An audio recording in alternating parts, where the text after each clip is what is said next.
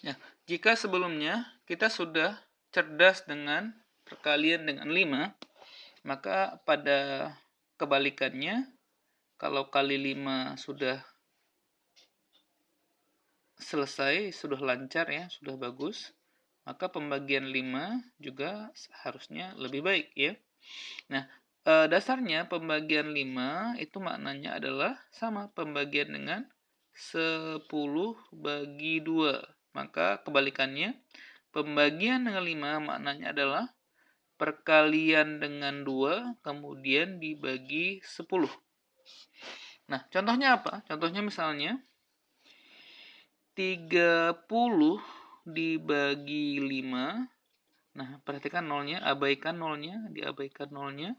3-nya dikalikan dengan 2, maka hasilnya 6. Contoh berikutnya, 40 dibagi 5, abaikan nolnya, 4-nya kita kalikan dengan 2, hasilnya 8. Berikutnya, 240 dibagi 5 misalnya. Abaikan nolnya, kita kalikan 2 dengan 2 menjadi 4, kalikan 2 dengan 4 dengan 2 menjadi 8. Maka hasilnya 48. Berikutnya misalnya agak panjang sedikit, misalnya ya 1 3 4 1 2 3 0 dibagi 5.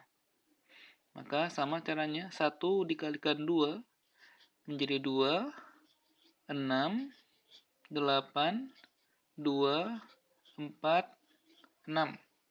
Nah, ini untuk perkalian-perkalian yang berakhir dengan angka 0. Nah, bagaimana jika pembagian berikutnya ya? Bagaimana jika angka akhirnya adalah 5?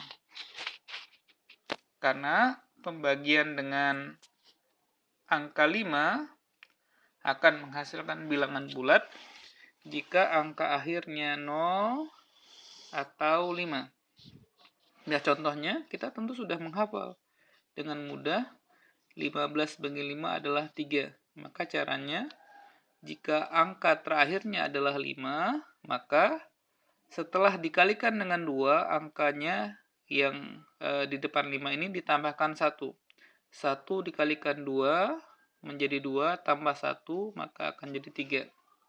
Benar, 15 bagi 5 adalah 3. 35 dibagi 5, abaikan 5-nya.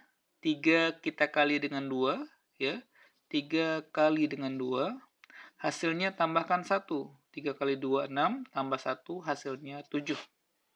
Kita ulangi lagi misalnya. 115 dibagi 5, maka hasilnya 11 kita kalikan 2, 22, tambahkan 1 menjadi 23. Bisa kita buat berikutnya ya, 1, 3, 1, 7, misalnya 5. Nah ini ya, 1, 3, 1, 7, 5 dibagi 5. Maka 13 dikali 2 hasilnya 26, ditulis saja. 17 dikali 2, 34. Perhatikan, karena ujungnya 5, tambahkan 1 menjadi 35.